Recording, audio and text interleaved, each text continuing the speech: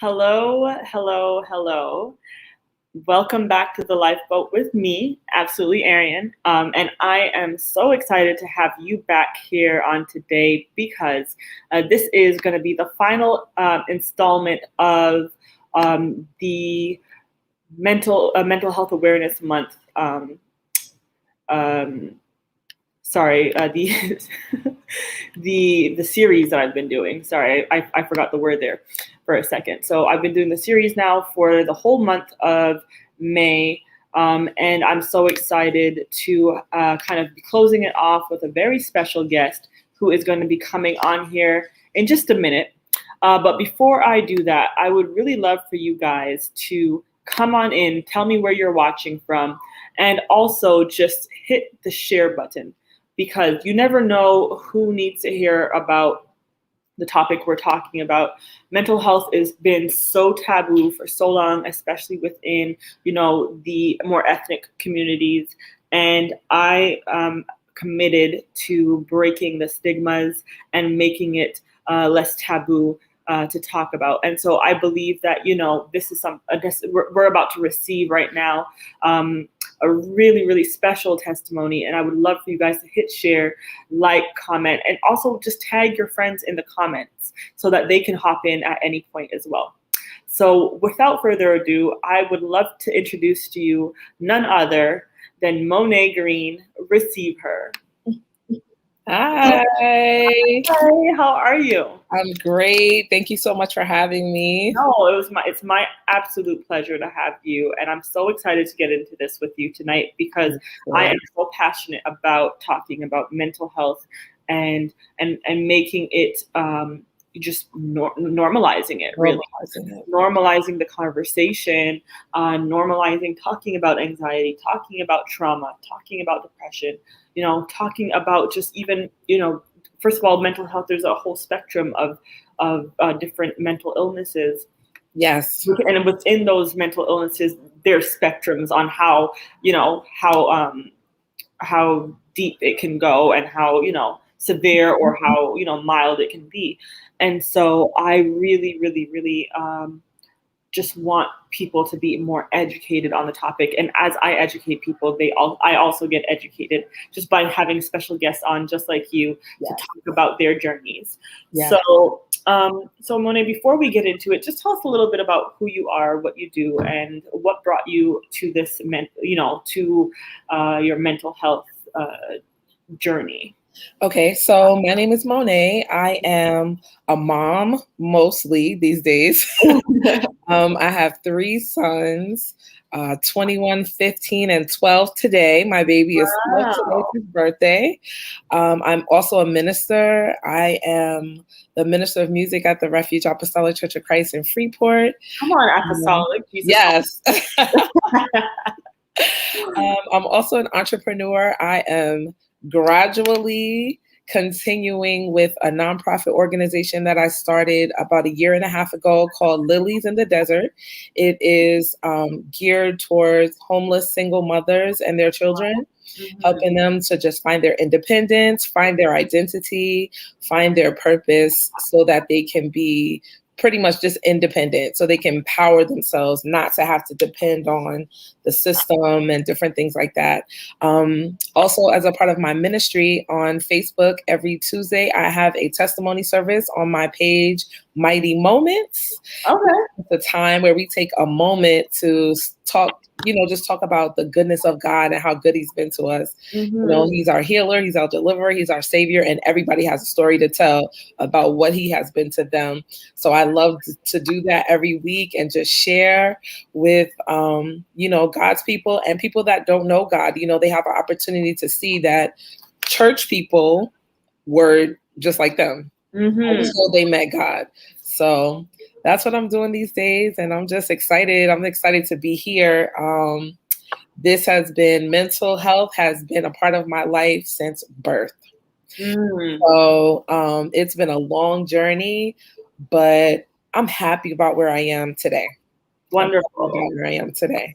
So you said something that is, I've never heard anyone say before, and I'm just intrigued by that. You said mental health has been something that you've dealt with from birth. So Yes. can you elaborate a little bit on that and what Absolutely. Yeah. So it's really it's for me personally, it's been mental health trauma, but mental health has been a part of my family since I was a child. Mental illness is a trait that is mostly seen on my dad's side of the family.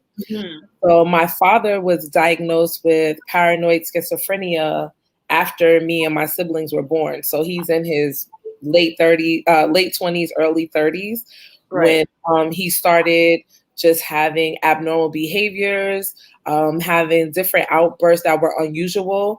And what actually happened was his heart enlarged. And my mom said he went to sleep one night and he woke up, he was saying that his chest hurt. And when he woke up the next morning, he went to sleep with black hair and he woke up the next morning and his hair was completely white. So she rushed into the emergency room and it was the heart condition and then, them doing his history and everything and just uncovering all the different things that had happened over the course of the years where he was diagnosed with the schizophrenia. So a lot of people don't know what schizophrenia is. They just, think that when they see people walking on the street, talking to themselves and yes, pretty much. That's kind of what it is.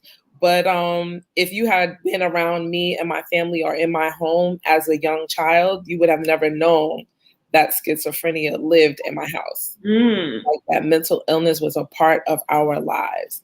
So I just did a little definition. I looked up some definitions just to give people, more clarity. So schizophrenia is characterized by continuous or relapsing episodes of psychosis. And psychosis is an abnormal condition of the mind that results in difficulties determining what is real and what is not real. And a lot of these symptoms include delusions, hallucinations, hearing voices, disorganized thinking. A lot of other symptoms are incoherent speech and behaviors that are inappropriate for situations. You might have sleep problems, social withdrawal, a lack of motivation, and difficulties just carrying out daily activities. Many people that have schizophrenia also have other mental disorders that include anxiety disorder, panic disorder, obsessive compulsive disorder, and substance use disorder. So what does this look like in the life of a child who is being raised by a parent with this particular mental health issue? So when we were really young, everything seemed normal to us. My dad was an ordained minister. He was a preacher. He used to go out and he used to preach at different churches. I have an older brother. He talks about that often. He remembers going out with my dad when he used to go preach at other churches. Right. And my dad was what you would call a radical preacher. Like he was fire and brimstone all the time. Like, revelation every time he prayed. Hellfire. Don't go to hell, like everybody. If you get right with God, you're going to hell. So he was very passionate, very just enthusiastic about the gospel of Jesus Christ. He was a man of faith. He was a basketball player. He was an avid golfer. He was an excellent chess player, like just incredible. He was our dad. He was our dad. But every once in a while, we would be asleep in the middle of the night and awakened, like jolted out of our sleep by yelling, screaming, furniture being broken, items being tossed around. Oftentimes it would be hard to sleep because we would just hear this constant pacing. Our house, the house that we grew up in, my grandparents gave to my parents. So it was kind of old. All the floors were wood. So you can hear when somebody's walking around. Constant pacing. He would constantly pace the floors. There would be just all different kind of episodes that would happen in the house where one time it was a sunny summer day and we were all in the house just playing. And all of a sudden my dad got up and he's like yelling. We had next door neighbors. They had these two Doberman pinchers. Sorry, I'm here. Okay, go ahead. Yeah. I actually need to grab my charger from my laptop. Right. Okay. Go ahead. Let me finish telling this story first. Okay. So, we heard the dogs barking. They were like barking incessantly in the backyard next door. So we heard my dad yelling, and we're like, "What is going on?" We look outside, and my dad is in my neighbor's backyard talking to the dogs like they are people. Like he's talking to them, but not people, but more like demons. And he was talking to them in that way, but he was outside in his underwear. Like it was really just very unusual behavior. And so that's probably the first real like big thing that was like, something's not right here. So he did have to go to the hospital after that. And then, he would be home, back and forth at home.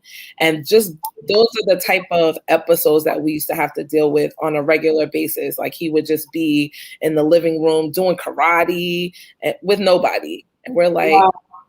Okay, Dad. And so we tried to make his behavior seem normal. Right. So jump in and like, okay, come on. Like, because we didn't want it to seem like it was an unusual thing. Right. So children, we didn't know what was really going on. So in order to make things seem normal to us, we would just join in to make it more right. normal. And that's actually interesting what you're saying, because Lewis actually had a question earlier. He said, I'm interested to know when Monet realized that mental health was a family issue. When I recognized the behaviors in other family members on my dad's side. So it wasn't just when you saw your dad. No. Right. No. We have I had cousins that and then my mom a little bit, she started to talk about it. At first she didn't like to talk about it. But then she started to talk about it, and we would see the behaviors in others. Just right. 1 second. Yeah, go ahead, grab your charger.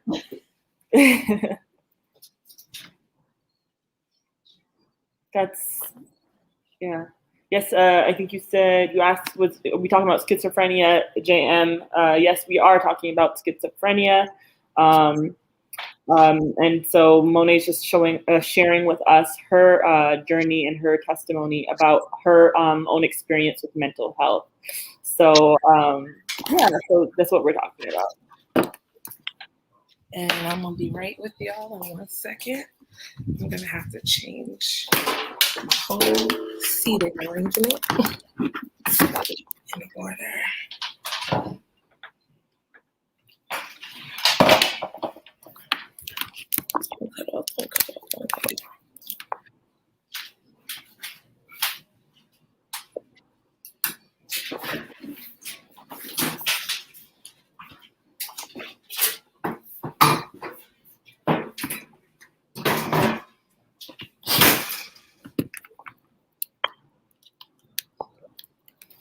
Okay, can you still hear me? Yes. Oh, back, and it's so bright now. Okay. I'm so sorry about that. I wasn't even paying attention to my battery when I got on. No, you're good. You're good. I'm so excited. So those are, some of the things that we experienced as kids, and then we saw just a lot of erratic behaviors with some of our cousins. Right. My grandmother was she was unusual. And, I remember when she passed away, her obituary read that, as she was, because she was a mother in the church. And oftentimes her erratic behavior in the church was labeled as, that she had a spirit. Right. Something was, it was something other than what it actually was. Right. So it made me just want to know more about mental health. I grew up in the church my whole life. So I always prayed, like I was always aware. Once I was aware, I was old enough to understand. I was conscious of my own behavior. Right. which I didn't realize until I'm like now in my 30s or 40s. And I'm like, I've had anxiety my whole entire life. And I didn't, and I didn't know. I didn't know.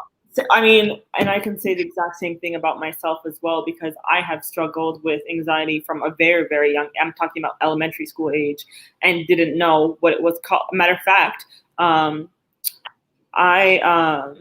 was misdiagnosed as having ADD. Okay. I didn't have ADD. And the reason why I was diagnosed with ADD was because of how my grades were suffering. And it wasn't ADD, and it was only later on in life that I realized the reason. You still there, Monet? Yes, I'm still here. Why am I gone? Oh no, yeah, because you froze there for a second. Sorry. Oh no. Yeah.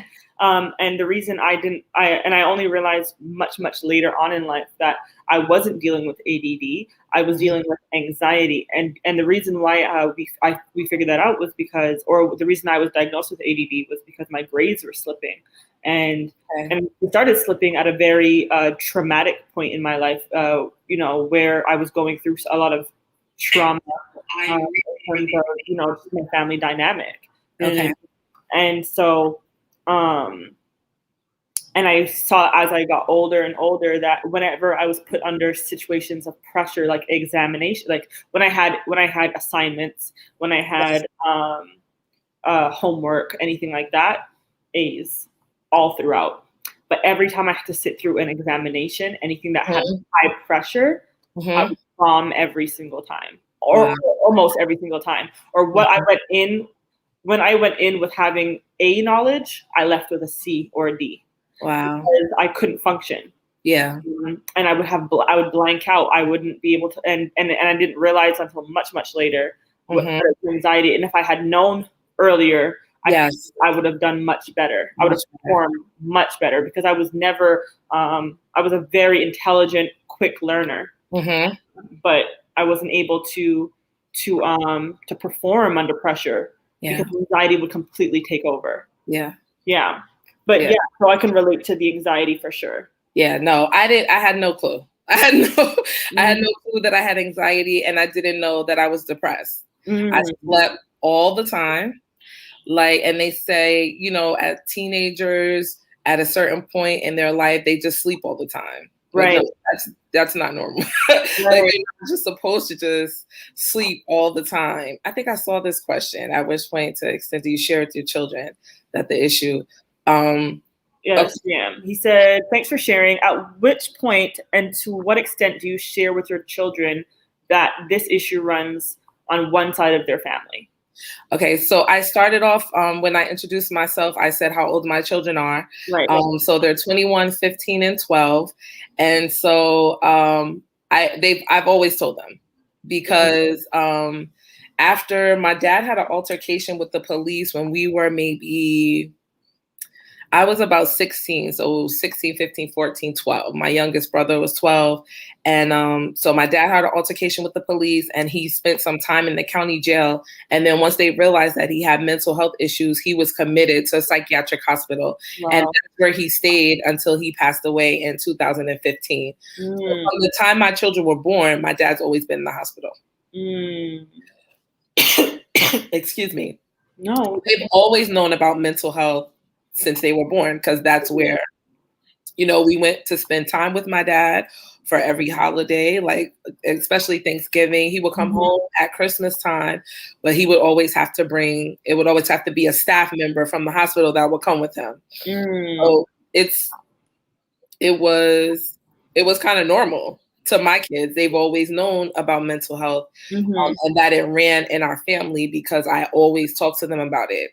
And because we're talking specifically right now, for those who are just joining, sorry to cut you off, Monet, but we're just joining, we're talking about schizophrenia, and Monet's experience with that in her childhood with her father. So if you're just catching up now or joining in now, that's what we're talking about. So I can just reset the room. And also, please share. Tag your friends in the comments. like, so that other people can hear. This is such an important conversation to have. It's so important, especially within, like I was saying earlier, the African American or even just the African diaspora. We don't talk about these things. We just label them as a little funny, a little weird. They have a spirit, especially if you're churchy, they got a spirit, it's a demon. And we don't talk about the importance of dealing with the science, the mental health issue, the human side of it, right? And so that's what we're addressing tonight. So sorry to cut you there. Just want to so everyone who's joining is not lost and asking the same questions over and over. So back to you. Your story is just phenomenal. I'm just sitting here. Okay. Well, I love every time you say just that we're talking about it and normalizing it. In the church world, it's always called a spirit or this or that. And outside of the church world, it's always called crazy. Like that word is so offensive to me. It's so offensive to me, even though in my family, we always said it like as a joke. Like we would talk about my dad that way. We would talk about the people at the hospital that way. And it was our family, what we would say amongst ourselves. And then we would say it to each other. So, I've already diagnose my siblings, like just looking at them, because I've done the research, because I never want to just be walking around ignorant. I want to know. I've always been I try to be self-aware. So I always try to hold myself accountable.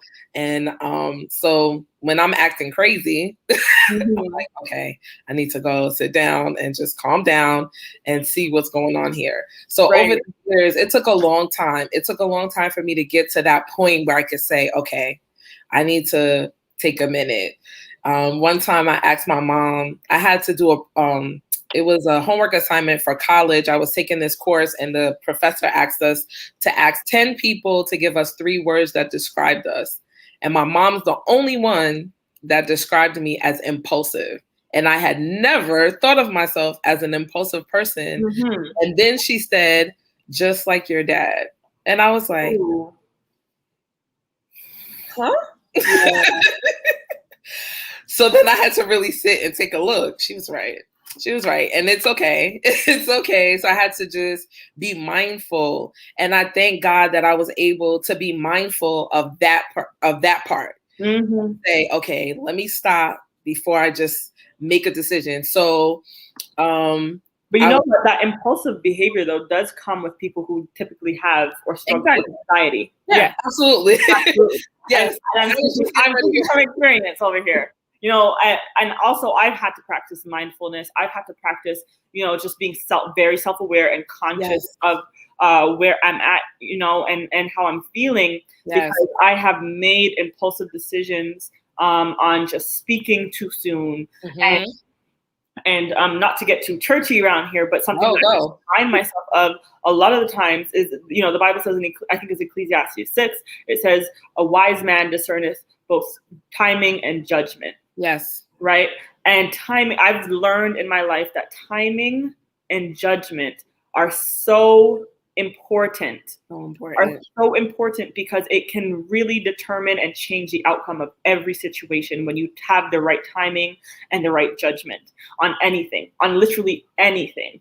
Almost everything. Right. Almost everything. And a lot of the times where I have fallen or where I've had,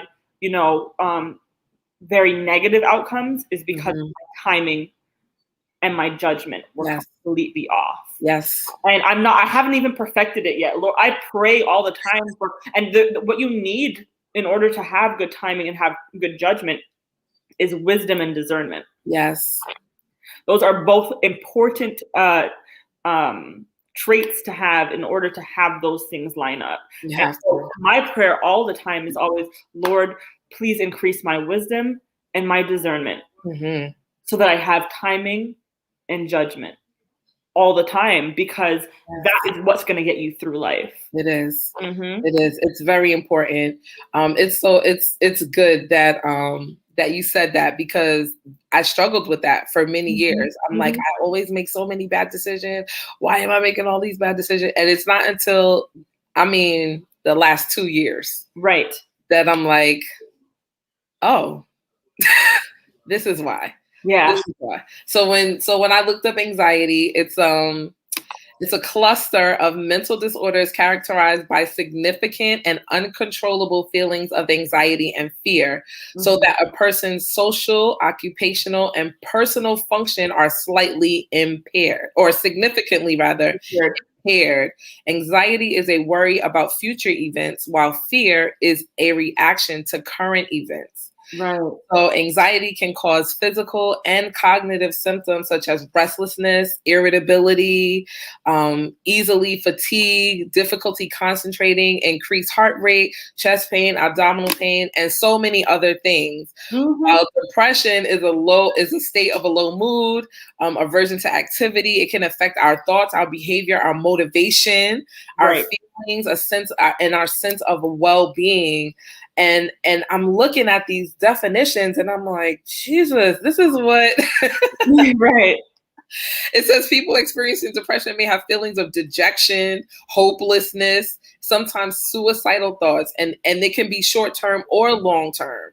So just the trauma of growing up in a household with schizophrenia, I believe contributed to my anxiety, my depression, just the low self-esteem that I dealt with, the way that my appetite has been throughout my entire life. It's like, okay, so, nowadays we're hearing about trauma all the time. Right. And how our behaviors are symptoms really of our trauma. Right. But so many people don't have their proper diagnosis. They don't know what it is that needs to be treated.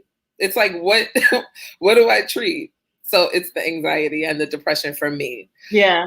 It's always been a part of my life. And it's funny that somebody asked, when do you talk to your children about it? So I've always talked to my kids about it. They've always known that mental illness runs on one side of the family. Right. And I've always watched them very carefully, just like I watch my siblings. And I also, watch my own behavior just to look for things that I always saw growing up. So my middle son at 5 years old began to display very, very unusual behavior in preschool. And my oldest son did not have any difficulties with his behavior. He's very smart. And my middle son is very intelligent. Right. But behavior was always just kind of off a little. Right. And so when he was 5, he was expelled from daycare. Like, it wasn't even in school.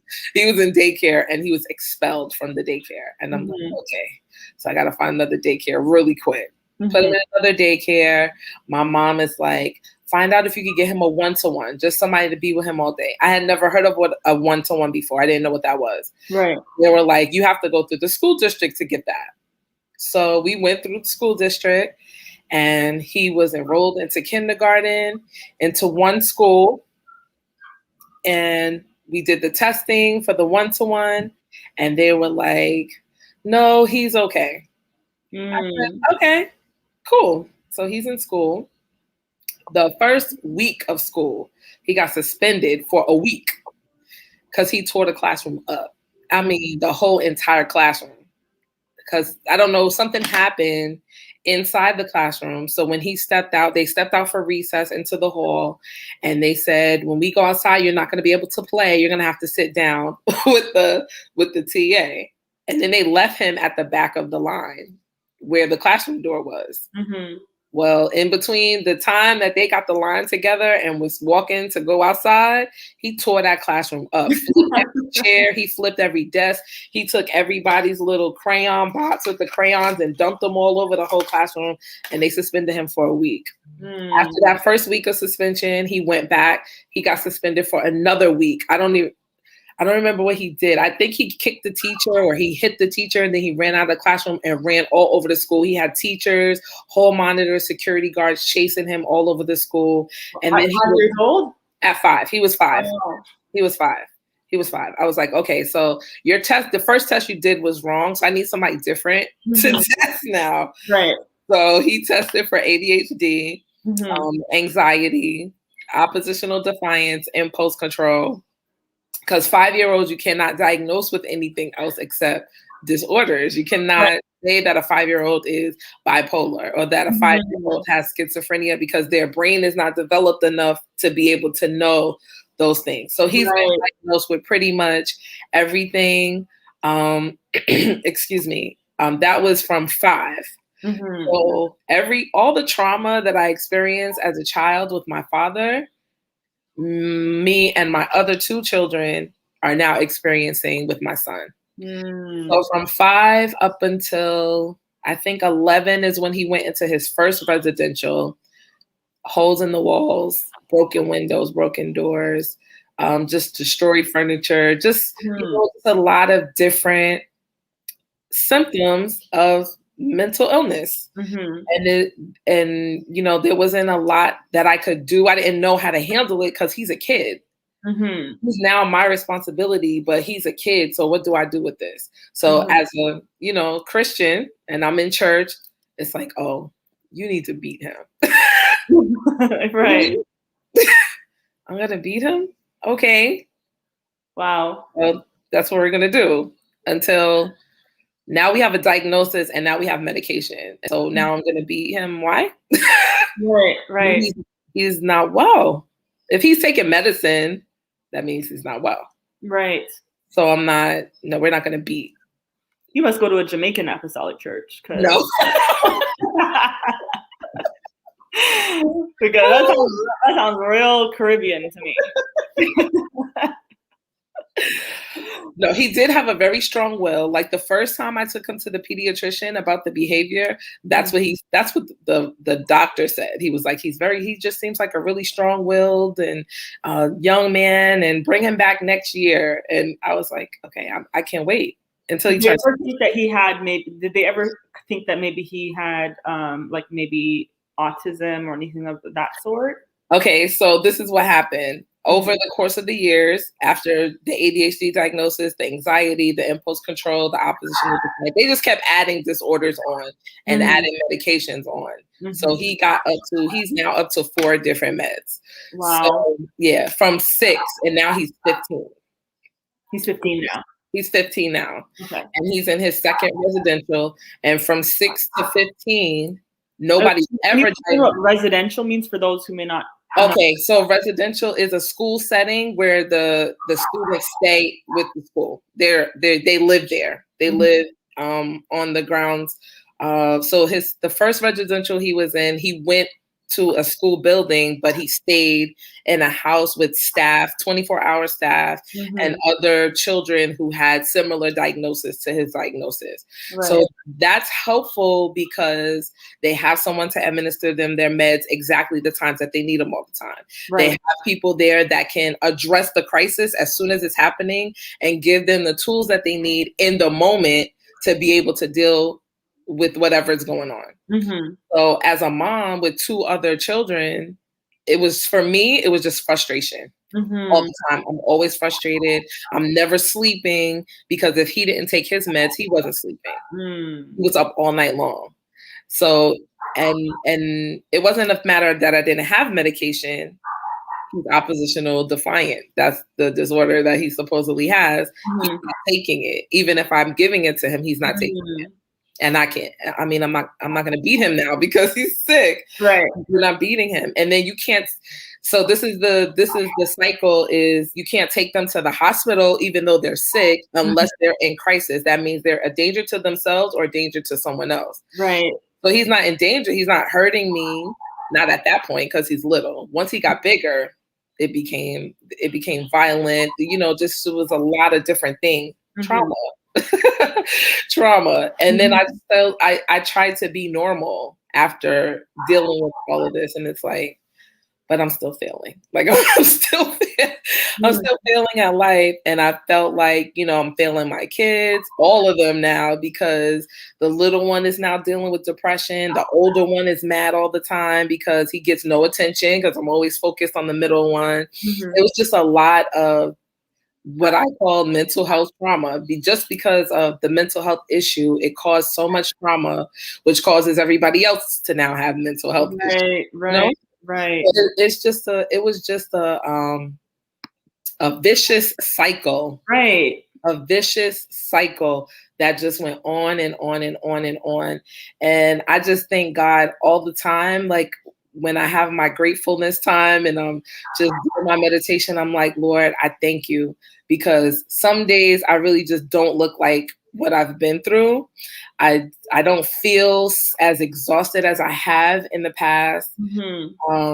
God is so amazing, the way that he transforms lives and just turns things around. I went to a conference one year, and what is his name? Bishop Mark House. He's amazing. It was my first time ever being in the same building with him. And he said, there's somebody, a lady on this side, on the side where I was sitting. And he said, God is doing something in your life. And he said something having to do with like child support. And I was dealing with so much child support issues. And then there was another lady that I know was sitting on the same side, and I knew she was dealing with child support issues. But then he said something that was very specific to me. And I just began to praise God. I was like, Lord, I thank you, because I need whatever. I need this. I need this. Right. As I began to praise God, he said, because you're praising God like that, God said, I'm going to fix the generational issue of mental health. And so that was probably 5 years ago. And from that moment on, I stood on God's word. No matter what was happening in my household, I said, God is going to work this out. And we're not going to have to deal with this anymore. Like these tantrums, we're not going to have to deal with it. You know, just the up and downs, and things look, you know, they were getting so much better. And then the pandemic happened. I was like, we were all stuck in the house together for a whole year. But right before the pandemic happened, the Lord blessed us to be able to move into a school district, into first of all, a home by ourselves, where it's just me and my children. We've always had neighbors. And when the police came or the ambulance came, it was just so much. It was so much.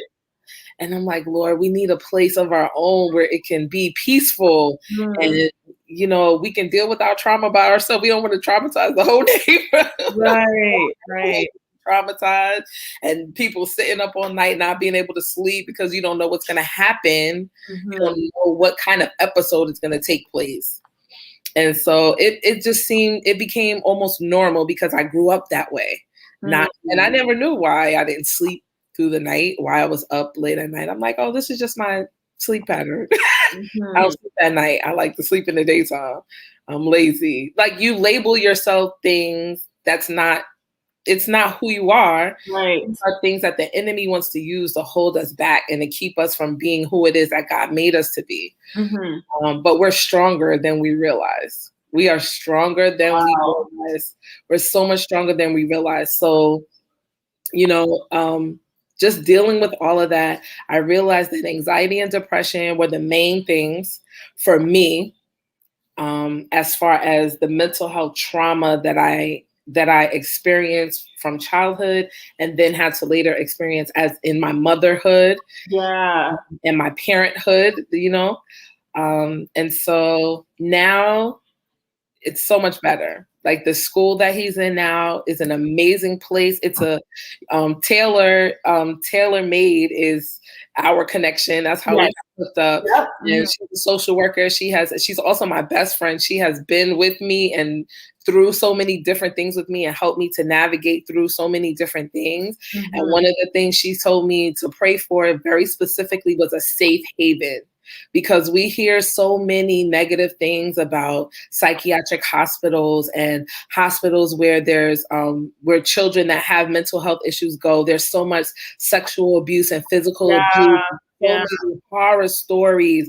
And I heard so many horror stories, and I just was like, the enemy would torment me with that. And so that's why for so many years I dealt with my son's behavior, because the enemy was tormenting me. If you put him in a hospital, somebody's going to get him. He's going to get hurt. He might not make it. He might not make it. If you put him in a hospital and let him get the help that he needs, he might not make it out. It's going to be different. His testimony is going to be sexual abuse. His testimony is going to be this or that. And I'm like, no, it's not, because he's right here with me. Like, but that was a trick. It was a trick. Mm-hmm. All it did was it continually just weared me down. It wore me down, wore me down, wore me down to where God was like, listen, when are you going to trust me with him? Like, when are you going to trust? Like, I already told you what I'm going to do. Right. I told you that this is going to end here. Why? Why are you trusting yourself and not trusting me? And I was like, okay. Can I just tell you that this testimony is, I'm just sitting here like, seriously, I cannot believe that this is all that you've been through, and you still have such a beautiful smile on your face. Oh, thank you. About yourself. No, you know, there's so many people that would be woe is me, but you're like you're. I'm just watching as you're telling the story. I can see that there's a peace even as you're speaking about it, and it's beautiful to watch. You know, thank you, Jesus. Yeah, praise God for that. Yes, God has been. He's been my peace. He's been my strength, my joy. Sometimes the enemy will try to make me think like you're crazy because you're still trying to be normal in this, and this is not normal. And I'm like, you know what? Shut up. Shut up and get out of here and leave me alone, because I have to stand on God's word. And he doesn't break promises. Like, he made me promises that I stand on. And so I know my son's going to be fine. He's home now because he had COVID last week, and I just didn't want him to go through COVID at school. So he came home, but he'll be going back to school. He has friends there. He would not make friends before. He wouldn't make friends. The first week that he was there, I met a minister who's a minister at a church that's nearby, who's one of the counselors in the cottage. And I'm like, Lord, I thank you for the angels. Like, thank you for showing me who the angels are right off the bat. Like, God does not break his promise. He keeps his promise. And if we're specific with him about what it is that we need, what we want, I'm just like, I just need a safe haven. I need a safe haven where my son can get the tools that he needs to be able to live an independent life as an adult and not have to go through life feeling like, what's wrong with me? Because he said that about himself, even as a young child. What's wrong with me? Why am I like this? Why did God make me like this? I said, because he loves you so much and he has a work for you to do. So I need you to grab a hold. I need you to grab a hold of your purpose and start writing down your testimony and how you're going to make it out of this, because somebody else is going to need to hear your story. And I can't keep telling your story for you. Right. Not forever. There's going to come a point where you have to tell your own story, because what you say out of your mouth is going to deliver somebody else. Wow, so that's beautiful.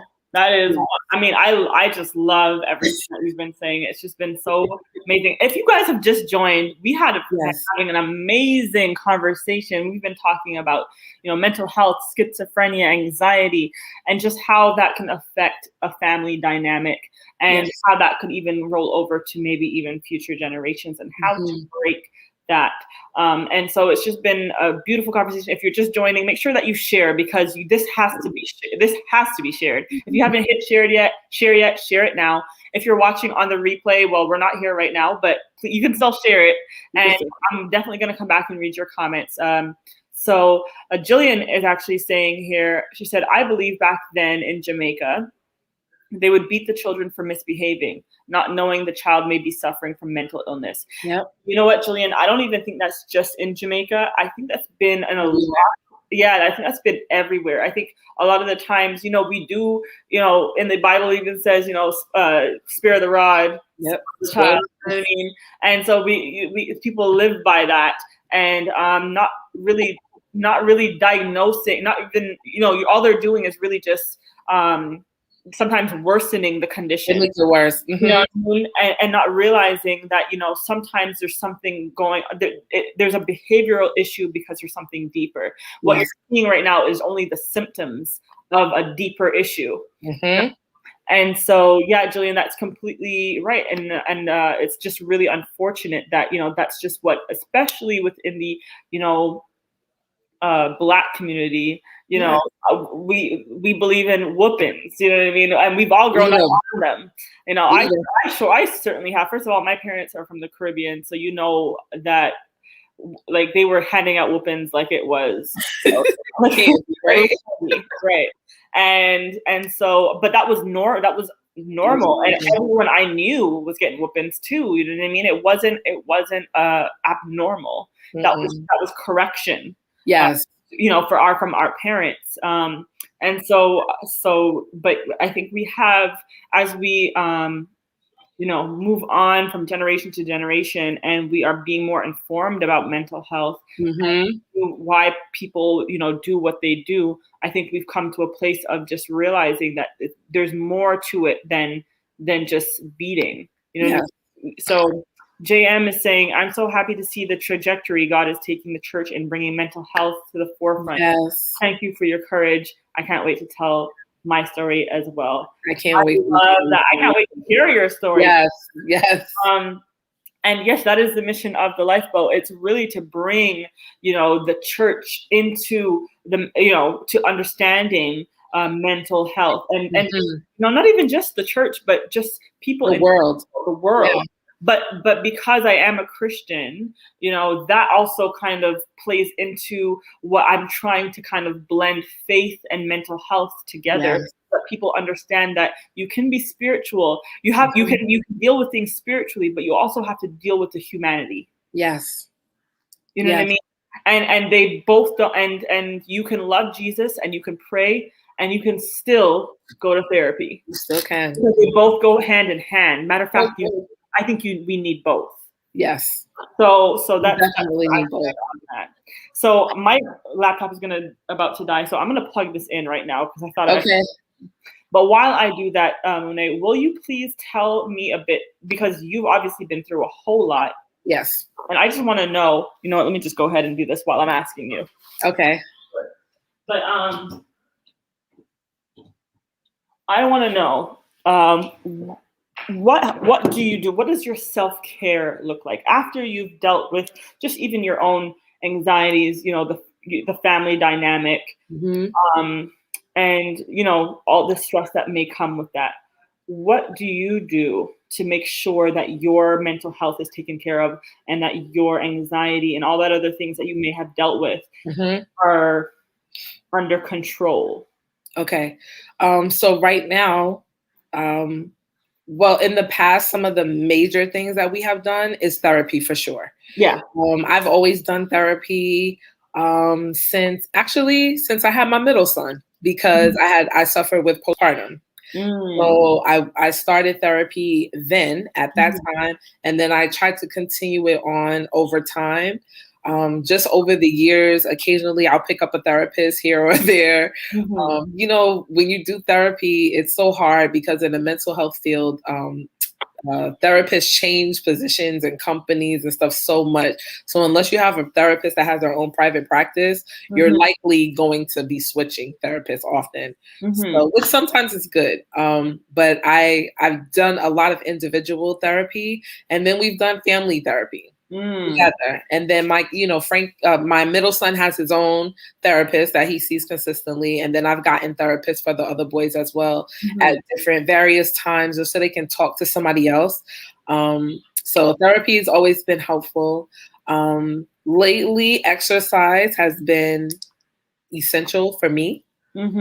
Getting outside, taking a walk, mowing my grass, just sitting in my driveway outside in the sun. It's essential. Taking my kids to the park, spending time with them in the park, because it helps us to not have to think about all the stuff that's going on in the house. We're getting outside, our endorphins are, and it's a change of atmosphere too. Yes. Like that, you don't even know how that alone can just change. It changes everything. It can help. Yeah, absolutely. It helps with so much, because when you're just in the house in the same spot, it's almost like a movie. It's like you go in one room and you just see the last horrible things or the last traumatic thing that happened in there. You go to the next room and it's the same thing.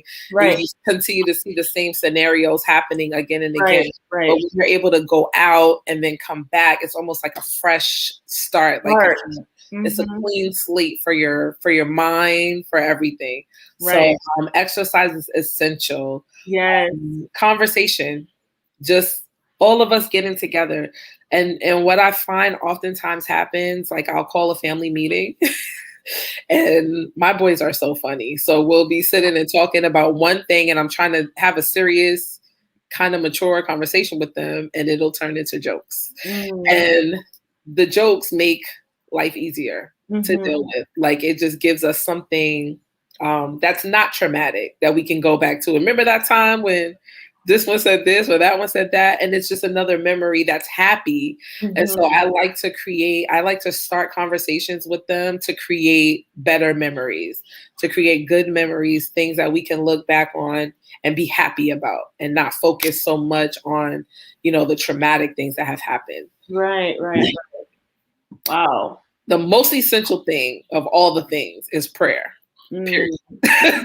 Prayer, period. I get up every morning. I just started developing a morning routine. So that's the first thing I do every morning as I get up and I pray. I walk through the whole house and pray. I pray for everyone. My oldest son likes to send me those Instagram memes of that, kids are putting up today, was like your mom at 2 a.m. praying loud and smacking your head while you're sleeping. He sends me those all the time because sometimes, if that's what I feel led to do, that's what I have to do, because I need there to be peace. I need peace in my house. I need my children to have peace when they're sleeping. So prayer is essential. You just need prayer anyway, just for normal life. Like, if you don't think you have any mental health issues, which I don't think anybody doesn't have, I think everybody has mental health issues. To some degree. Yes. But just prayer, period. Prayer is important, just to talk to God. So it's big for my self-care, because it reminds me of what I need. Like, I need God to give me wisdom, to give me discernment, so that I can make better decisions, make better choices, so I can be aware of what it is that I'm doing, and it helps, with all of my relationships with my kids, with my family, my personal relationships. It helps to make things better. Another big thing that I just started doing recently, I've tried to do it before, but just recently, I don't know, it's something that's been kind of sticking, and that's affirmations. Repeating positive affirmations and scriptures about how God feels about me literally has begun to change the way that I see myself. Right. So, and that's important for me, because I've always thought of myself one way, but now I'm beginning to see myself how God sees me. And it helps me make better choices. Make better choices. It makes me want to be better. It makes me want to be who it is that He sees me being.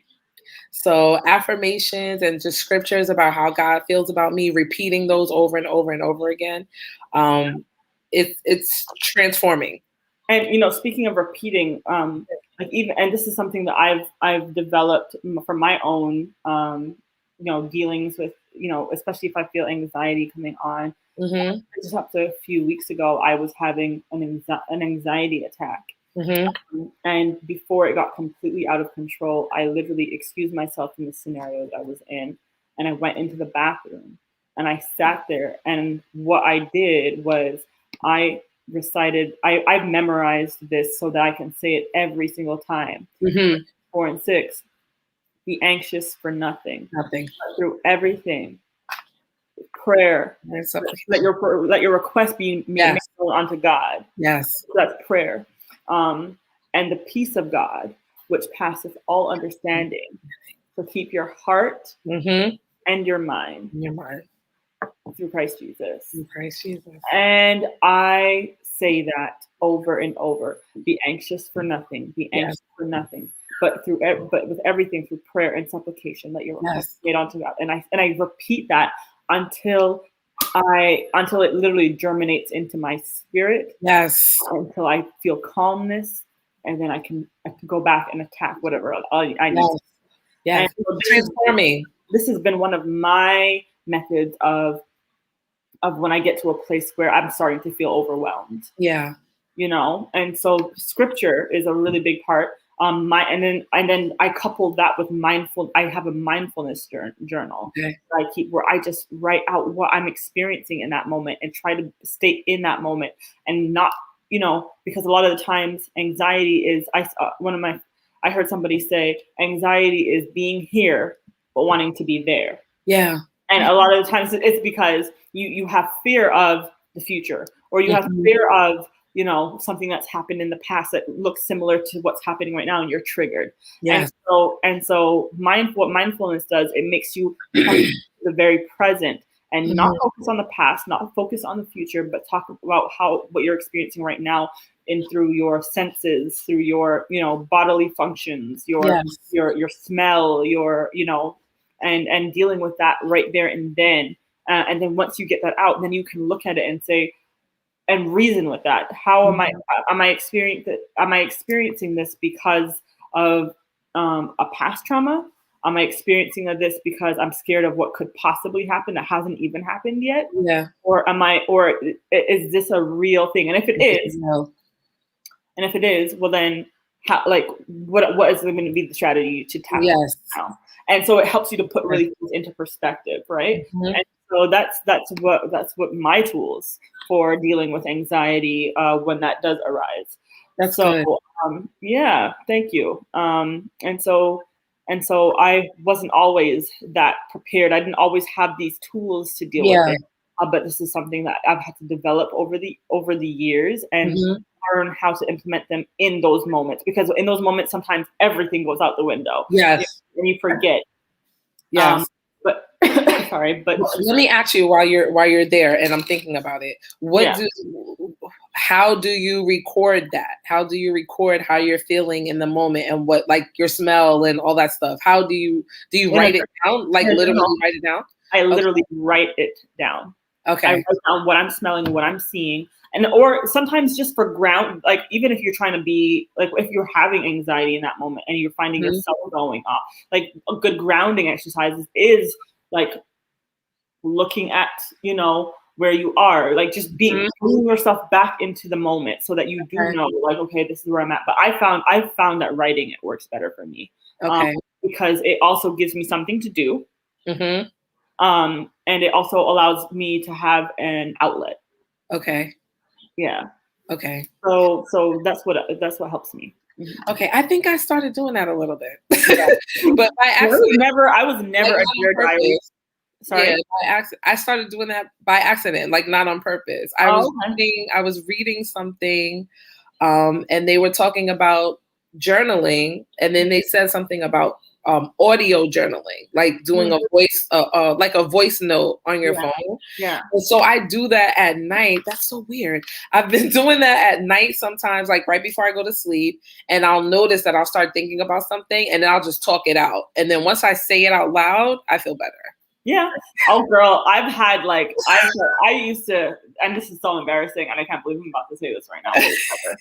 But I've had videos of me on my, like, where I'm talking to myself on the phone, recording. Wow. And I am crying. I am crying, and I have, and you know what? And I'm just talking out my feelings and recording myself. Okay. And then I go back and watch it.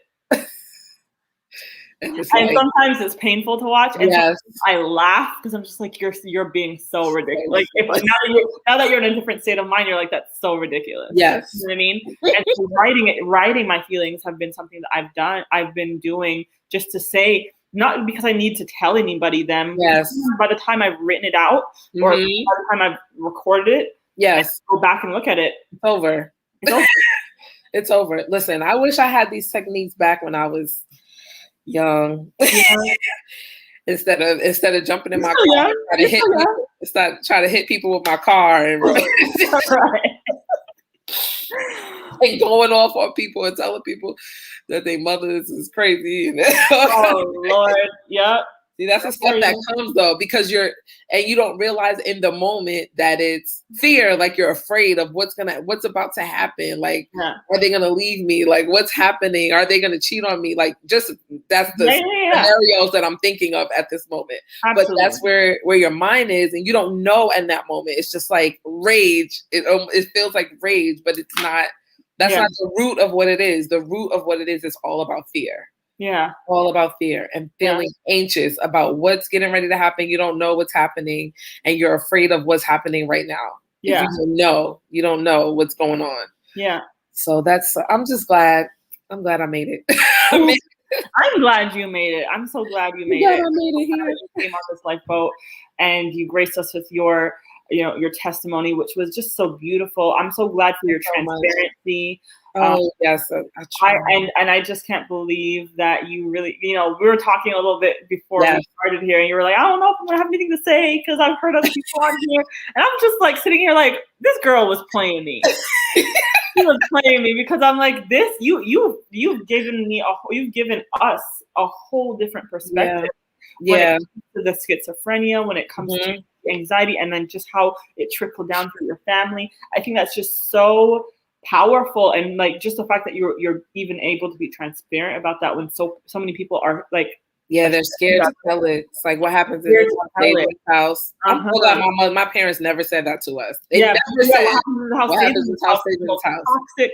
Yeah. What happens in this house stays in this house is the most toxic phrase and frame of mind that you can keep, because really truly that's how generational yeah, it continues because people want to hide the abusers in your family, and hide this, hide that, and then everybody's having these traumas in silence, and nobody knows what's going on. That's crazy. Yeah, no, it is. But anyway, there's two more things. Hold on, really quick. I know our hour is already up. So rest is another thing, another self-care thing. Resting when you're tired. And the last thing, which is, it might not be for everyone. There was a point in my life, actually during the pandemic, when I suffered with a really, really bad depression, and I had to take medication. I did. I had to, because I couldn't even get up. Like, somebody had to go to the pharmacy to get the medication for me because I couldn't get up. Right. I was just so down, and I just felt so hopeless. And I had to do the medication. But before I did it, I prayed. I was like, Lord, that addiction runs in my family. I do not want to be addicted to this medication. I don't want to have to depend on it. I want to depend on you and you alone. And I ask that you would just help me to take this so I can start getting up. And then once I'm up, I'm throwing it out.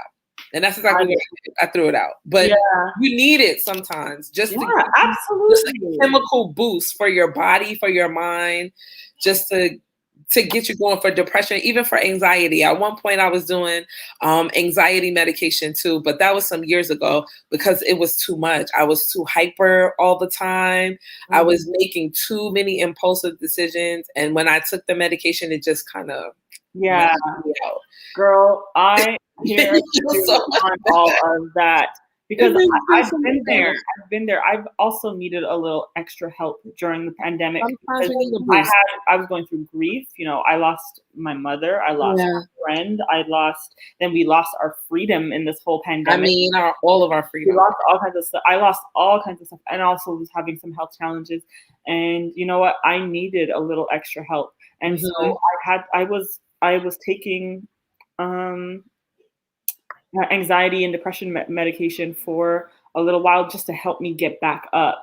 You know what I mean? And so, and to get moving and to not lose completely my whole self, because I was becoming incredibly impulsive. I was becoming very emotional and not being able to manage it because I was so overwhelmed. So I am pro medication I don't believe that I definitely believe in prayer, and I definitely believe that medication can help. And I don't think that there should be stigma behind that, although I even stigmatized it because I was so reluctant about going on medication, because like, I don't, what's it going to look like taking medication for my brain, for my mind? Yeah. What is that? Who does that make me? What does that make me? And so, all these labels that I was trying to, put on myself, and I really consulted my doctor, I consulted my therapist, and then I also consulted a great sister of mine, who I consider a big sister, who is a Christian and elder in the church, and also a psychotherapist. Okay. And she was like, I am a Jesus, prayer warrior, intercessor, but I also believe in sometimes people need a little extra help. And she said to me, people don't judge people for taking medication for diabetes. Exactly. I was thinking the exact same thing. Yeah. So why should you be judged for taking medication to help you with anxiety or depression or anything? So she really helped me to kind of come to, to peace with taking that and going on that. And that's what made me go and actually go forward with that. And let me tell you, it was one of the best decisions I have ever made. I had never felt any better than when I started doing that. I mean, it's a little rough when you get on it. Yeah, at first, because the side effects are not always. Yeah. So yeah, there are side effects when you first get on there, but once it smooths out, oh my goodness. Yes. Okay, so Jillian asked a question in the message. And I don't know if she wants you to answer. So Jillian, just if you're still on here, do you want us to answer it on the platform, or would you like her to message you privately? Because I don't. It's a question for me. Oh, okay. I didn't know she should ask it publicly because it's about the church. Gotcha. But I don't mind answering it because it's not a bad answer, and it doesn't make my church look bad.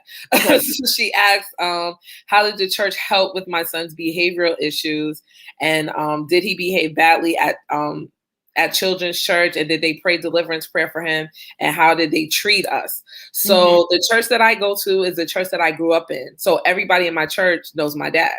They already knew that we dealt with mental health issues in our family. When I share with my leaders what I was going through as far as with my son, and when I consulted them before I decided to give him the medication, and then I had a dream that I gave him the medication, and it's weird. This is going to sound so weird. So the dream that I had, he was 6 when he started taking the meds. I had a dream and he was an infant. And I gave him this blue pill. And when I gave him the blue pill, he died as a baby. And then he woke up and he was 6 in my dream.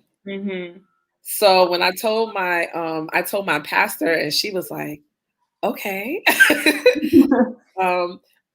But she was like, if you think that it's the best thing, they're not against medication. My dad was on medication. He didn't like to take it because it made him feel not like himself.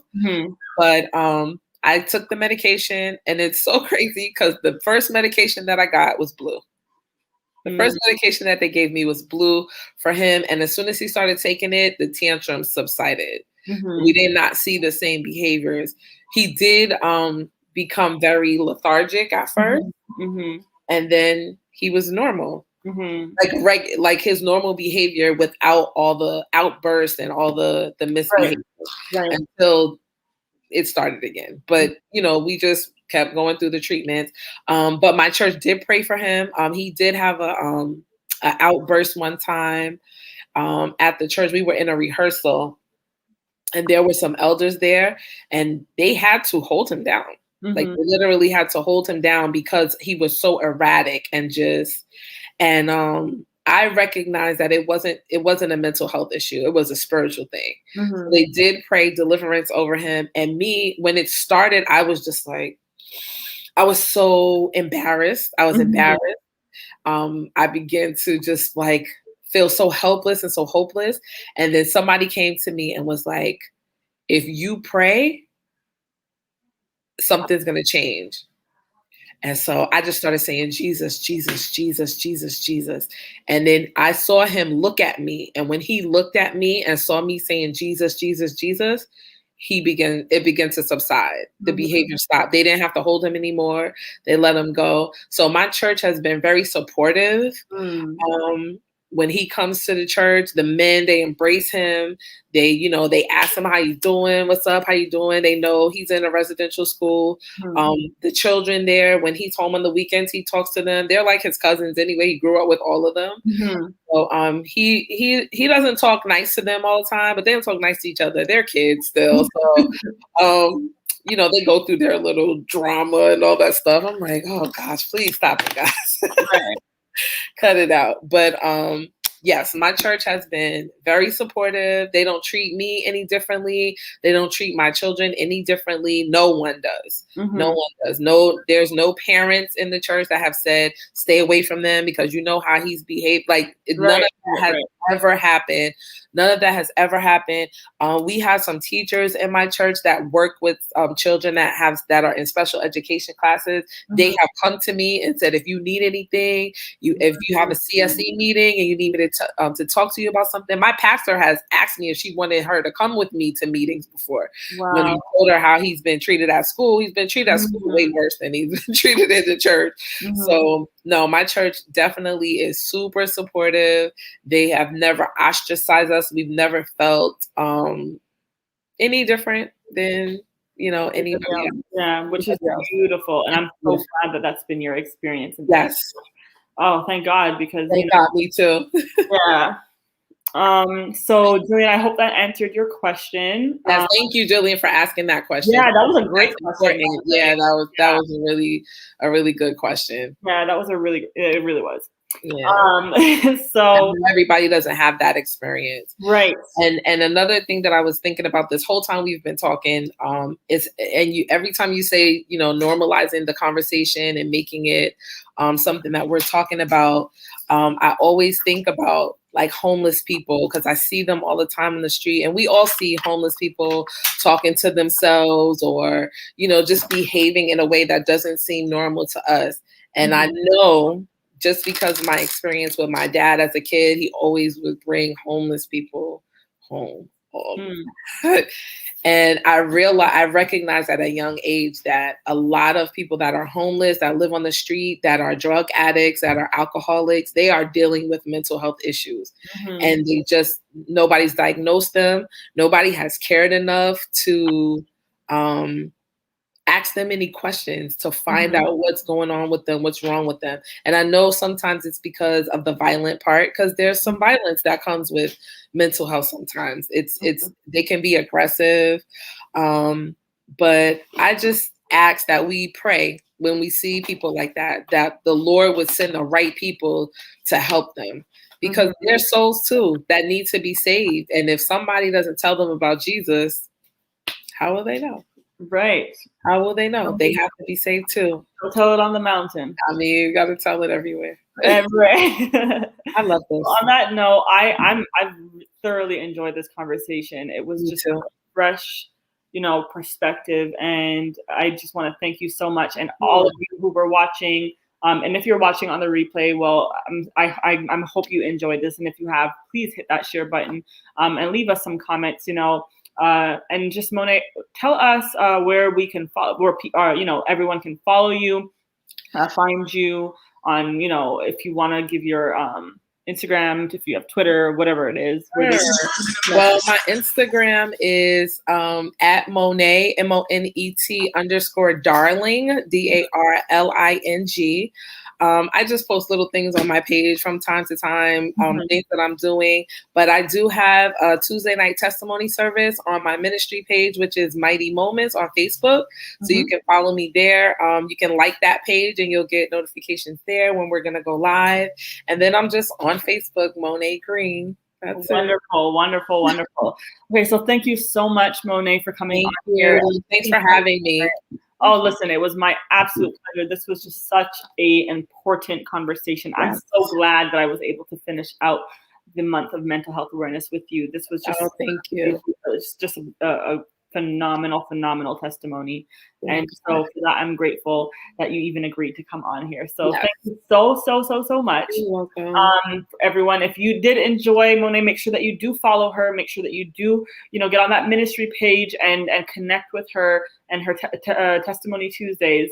Yes. And also just leave some comments in the comment section to just let us know what you thought about this whole episode. Yes. So thank you so much, Monet. I'm going to put you backstage. I'm going to close us out. Okay. Okay. All right. Thank you. You're welcome. So tonight was an amazing conversation. I've been blown away by Monet's testimony, and if you have as well, I hope that you hit share, tag somebody in the comments, because this is an important conversation to have. Like I always say, I believe in normalizing the conversation about mental health. It's important that we talk about it and that we don't shy away from it and that we're not embarrassed about it, but that we can be transparent about it, especially within the African diaspora and the community of, Caribbean, African American, whatever you are, so that we really understand that this is something in our community that we shy away from, but we really need to address. And then also, within our church community, that we can bind together and really come together and really, really conquer this thing. So thank you guys so much for watching. We will be back again next week, every Thursday at 9 p.m. Eastern time on the Lifeboat. And until then, sail on.